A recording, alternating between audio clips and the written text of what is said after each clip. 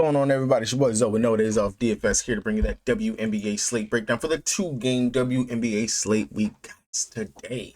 If you guys new here, you guys enjoying the content that your boy drops over here on the channel, drop a like on this video if this video or any of my other videos and contents help you guys win some money. Let's get after it. Yesterday we had shutdown slate. I dropped the core up there on the Patreon for that yesterday. I'm sorry. Connecticut Sun on a back-to-back, and it's the Golden State Valkyrie playing in Valhalla. Bro, that was just a day to just enjoy some hoops. And honestly, the game was not that good. Unless you enjoyed watching Moreau finally somewhat play. She played great, but I just wish they would give her some more minutes, man. They are holding her minutes, holding her. It doesn't make any sense. I mean, we expected, of course, Golden State Valkyries to win this game right here. But Moreau, I wish she would have actually seen like 30 minutes. There's no reason why Olivia Nelson-Adota is out there playing that many minutes on a night-to-night basis. Lacan, she was a just dumpster fire. There's no reason why she's out there playing 33 minutes when you got Sanaya Rivers, Sanaya Rivers should have been out there playing 35 minutes in that game last night. Aaliyah Edwards should have been out there playing 20-something minutes. Like what you should have had out there was Anisha Murrow, Leah Edwards, Sanaya Rivers, like had that core out there truly just running the show and just seeing what it was. Because I mean, this was a game you guys were supposed to drop anyway. Like that's what it would have been for me. Golden State Valkyries, I mean, they did what they do. The rotations, everything's just crazy. 16 minutes for Martin, 18 for Rupert, 15 for Little Lady Light, even though she was pretty much just a no-show yesterday as well. Burton doesn't do anything in any of the other stat categories, but she was able to rebound and get us some assist. That's what I'm saying. This was an ugly game right here. I did not feel like capping it. I was not going to cap it. I did give out a core for it, which I did definitely think has a chance to cash for yesterday. But if you guys look for that content like that, check the link down in the description below for the Patreon. And with that being said, let's go ahead and look over here on DraftKings, the site I play the most on the site. If you guys don't got an account, you want one, check the link down in the description box below so you guys get that deposit match bonus and join your boy over here on the cane.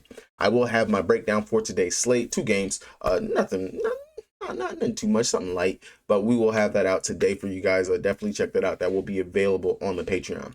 Starting out with my Dallas Wings taking on the Indiana Fever. Looking at the injury report page, I know last game she fell down or landed on her back or whatever. Went down to the tunnel, but she returned back to the game. Right now, they have her as a game time decision. I expect for her to play. I have not seen anything suggesting that she will be out. But the last time that I guessed that Paige would play, she ended up sitting that game. We'll see what this looks like in regards to her. Misha Hines-Allen, she's been listed as game time decision the last 2 games, but she has suited up and she has played for the Indiana Fever. Breaking news for them. Odysseus Sims, who has been just chilling, just cooling it, who I thought could have went to the Chicago Sky if she was ready to play ball, just signed with the Indiana Fever after they lost both their guards. I am really surprised. And now either Chicago Sky just didn't reach out and didn't want to actually get a guard, which is kind of crazy considering that they could have won a lot more games this season. Like there was a lot of games where if y'all just had an actual point guard, you'd win.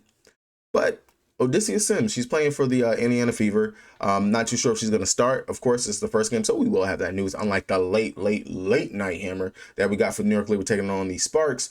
They got a lot of injuries over here for the Liberty. They still have Kennedy Burks is still out.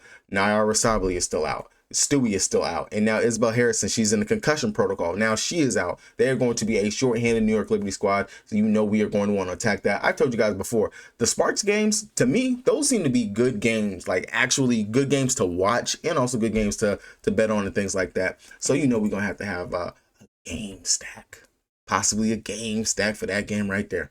All right, starting out with my Dallas Wings taking on the Indiana Fever. I imagine that we will run out probably the same starting line that we ran out last time, where you have Paige, Arike, Graceberger, who has now been inserted into the starting lineup, and then Haley Jones playing at that 4th spot, and then G at the 5. If that is the case, we do got a small revenge narrative in this game. Not on the other side for the Indiana Fever, but on our side for Dallas. Graceberger, who was drafted, I can want to say she was drafted 7th by the Indiana Fever back in her draft. If she's starting and she's playing, she's 4,100. I don't mind it. I know that for whatever reason we like her. She shot a dud last game. She's not the most efficient player in the world, and that is the truth. She's not, but what she does, she's definitely a pest. She is a Patrick Beverly type player, and randomly she can have those games where she can go out there and just do a little something. If they're running out for the Indiana Fever, if Sims is not starting, which I don't imagine that she will, I think it'll be the same thing like Ari McDonald, come off the bench, play 15, 17-ish minutes off the bench to get you acclimated to the team. Then you're running out non-primary ball handlers out there. You're running them out there still. Grace might be able to pick up a couple of steals, mess with them, something like that. You know, you're going up against Sophie Cunningham, Lexi Hull.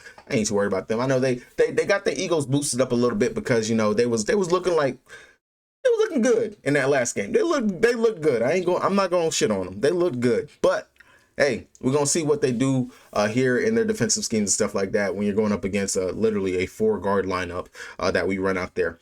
But PB, she's had nothing less than 35 fantasy points in the 3 matches that she has gone up against the Indiana Fever. 10-3, long she's good to go and she's in. Definitely, of course, like her here. She's been doing very well in regards to her scoring. It sucks that she stopped the 20-point scoring spree that she had, but at least she's keeping her double-digit spree going. So PB 10-3, it makes sense to me. I don't mind it. Arike, she's the GPP option. She has not had over 20 fantasy points. Well, she's had 20, 21, 21-ish fantasy points versus the Indiana Fever so far on the season. If this could actually be a shootout and she's actually knocking down her shots, definitely a GPP option. But Arike has not looked good in this offensive scheme that we've had at all so far in the season. It's been here or there, some bright spots, but not enough to really warrant me wanting to play Arike. That's why she'll be very much a deep GPP option for me. G going up against Leah Boston, the foul proneness that G can have, especially going up against a big like Leah, really is going to be a fade to me. I don't see a need to get up there to her, especially at 6,600 when I have Emma Meesman on the slate who's sitting at 68, I believe. So definitely just makes sense to pivot over there to her. If you want to get off of Emma Meesman, that would be your pivot right there to come down to G, but I don't see a real big need to get right there to her. Haley Jones, okay, she's out there, she's producing, she's doing a little bit of something. I will say 6,400. I don't like that price tag. I really don't feel the need to pay that right there, especially for she has good usage, but it's not enough for me to want to get to her. I really feel like she's capped. She's either going to give me about 20-ish fantasy points, maybe, or she's going to give me something on the low end, like 13, 14 fantasy points. It all just depends on any given day. I really don't like that right there. Misha Hines-Allen, she's a great energy off the bench. Maybe you can land there. I would like it if she was more like 55, 54. I'd have a little bit more interest right there. Quinterly, not really going to look there, but I will say Maddie Siegrist. She comes in and she gets buckets. Love her upside. Definitely do think that we could see more minutes for Maddie here in the spot. I would rather play Maddie over Misha Hines-Allen, over G, over Haley Jones. That would be who I would actually go to for value on the Dallas Wings if I had to over here, especially from the bench. Would be coming out here to Maddie. Lee Yuru, I won't be surprised when she asks for a trade or just asks to leave the team because it's crazy. She went from playing so great, looking like we were getting her involved, doing some things for her, and then now all of a sudden she's riding the pine, and it sucks. It sucks really to even see that for someone who I think has some really great upside out here in the league. But Yuru can't play her. Zaza not going to go there. Grace Berger, if she's starting, she definitely is going to be a value option and a value play. I wouldn't mind getting there. I already talked about it, but definitely, of course, the revenge narrative. That's just a little extra baked in stuff going into this matchup. On the Indiana Fever side of things, of course, Leah Boston, we know Biggs going up against Dallas. You can get those rebounds. You'll be able to get those putbacks, things like that. She's facilitating. She's doing quite a little bit over there for the team. And then, of course, the defensive chop. She can go ahead and get you some blocks, some weird-ass steals, things of that nature. Double-double upside, especially if she decides she wants to crash the glass and get those boards. I do like her here in the spot. Going up against the Dallas Wings so far in the season, she has played pretty well. 40 fantasy points in that last game going up against us earlier in August, 32 and 27 fantasy points. So the upside's there for her. The only thing that will cap her upside is going to be what Natasha Howard decides that she wants to go out here and do. 9K for Natasha Howard. I really got to make some decisions because every single time Natasha Howard is on the slate, I really freaking hate to even attempt to play her. But I will admit, she's dropped 43 and 45 fantasy points in 2 out of the 3 games versus us. She hates the Dallas Wings. Like, she must really, truly hate the Dallas Wings. Now, the one game that she did not play the greatest versus us, where she dropped 25 fantasy points, that was when the Indiana Fever were hosting the Dallas Wings. In Dallas, that's where she dropped those 43 and 45. So if that's something that's going to maybe tilt your hat and figure out what side you want to go with for Natasha Howard, there you go. But it's a good spot going up against Haley Jones. She should be able to body her up. Go ahead, get her little cheeky shots that she likes to get inside that restricted area and things like that nature. Rebound the ball for whatever reason. She loves to rebound going up against Dallas. 16 rebounds in that last game, 13 in the game, the first game that she played versus us. It's something about playing against Dallas that she just wants to show us what's up right there. Kelsey Mitchell, 10-6. She has as well played well going up against Dallas on the season. I want to say she has a streak where she's at least scored 20 points. Yeah, she scored at least 20 points versus us every game so far on the season, 23, 20, and 32. So that's a nice little parlay piece right there if you're looking for something I like that for her. And she has hit at least 1-3 in every single game.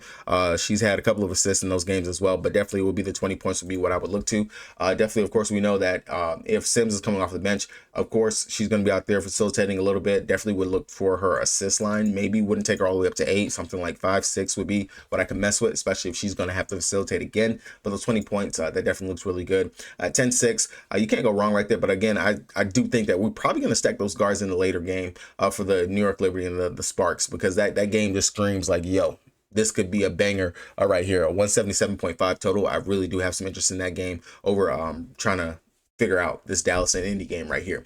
Natasha Howard already talked about her. Sophie Cunningham, but she's out there. She's starting. I mean, she's a pest, but I mean, hey, 7,500, I will say is a bit rich for what she's going to go out there and get us. I would have expected more from her, but again, a lot of her points come from her scoring. Lexi Hull, that price got jumped way too high right there. I am not paying 6,900 for Lexi Hull. I'm sorry. No, if I have to line it up, and I get it that she's at the guard position, but Emma Meesman is sitting at 6'4", 6'8". I am not going to pay 6'9" for Lexi Hull when I can get the same floor. Well, no, not the same floor. When I can get a floor game, which would be her ceiling game from Emma. No, not doing that at all.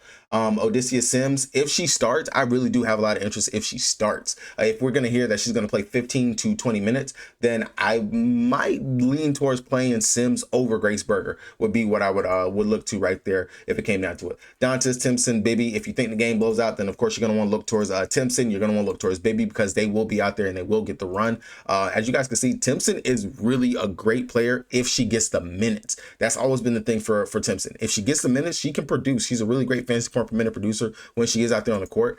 And again, if you do believe that the game could blow out, then this would be a spot that you will want to go over there and possibly get her on the slate. On the New York Liberty taking on the Los Angeles Sparks, like I said, for the New York Liberty, they have a lot of injuries. You got Stewie, you got Harrison, you got Burks, you got Sabley. All these players are out. So pretty much all they have is Gardner, Johannes, that's 2, Talbot, Meeseman, Phoebich, Cloud, JJ, Sabrina. They have 8 players. This will be an 8-woman rotation today, and the bulk of those minutes are going to go to Sabrina, JJ, Meeseman, Cloud. That is going to be like the core over here for them. Of course, Sabrina Ionescu going up against the Sparks. She's played well versus them so far in the season. But again, most guards do play pretty well. She had 57 fantasy points in the second game versus them, 39 in the first game. Both games were at home in the crib for New York. On the road, I know Sabrina has had her ups and downs and things like that, but we do know that the firecracker is in there.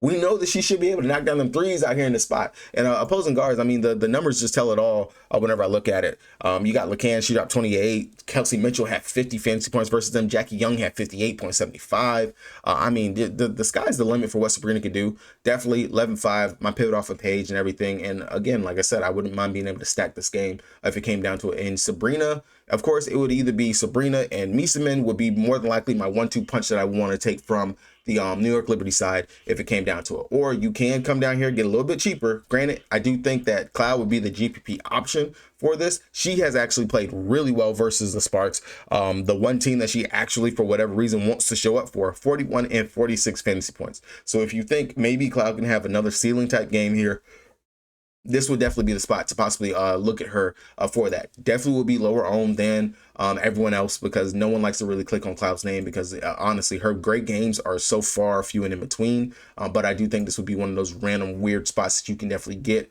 a good upside game from her because again, opposing point guards going up against the Sparks on the season. They play well. Ari McDonald, 31.25 fantasy points before she went down.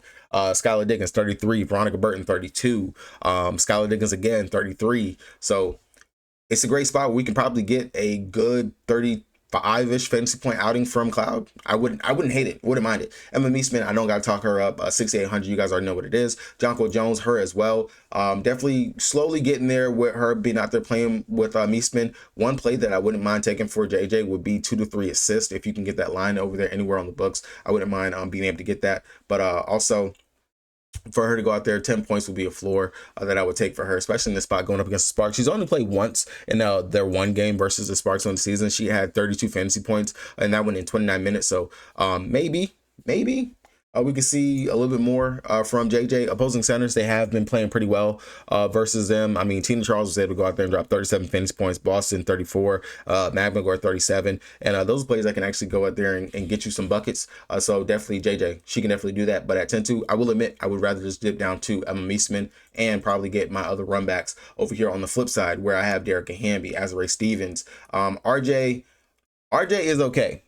I am really on the fence with even considering playing RJ. I understand she had 35 fantasy points in the second game that they played versus them, but I do think that she's really going to be dealing with that Phoebus, that length, that defense, that Phoebus and Talbot's defense here in the spot, which they can actually match up and deal and give her some fits, where I really don't have too much of an interest in playing for Rickea Jackson. Now, I will say that price coming back down into the mid 8,400s where it belongs makes her more enticing to play, but I will admit I would rather come up here to Azrae Stevens, who her minutes, they're dipping over the last couple games, which makes me a little bit worried. And then Hamby, it's such a fluctuator in regards to both these guys' minutes, but the fact that the prices have come down on both of them puts them both in firmly into play for me. I will say for Azrae Stevens, opposing centers going up against the New York Liberty, it's been a little bit of a downtrend for them. I will say that Hamby does have the better spot and a better matchup. When I look at it, Alana Smith dropped 44.75 on them.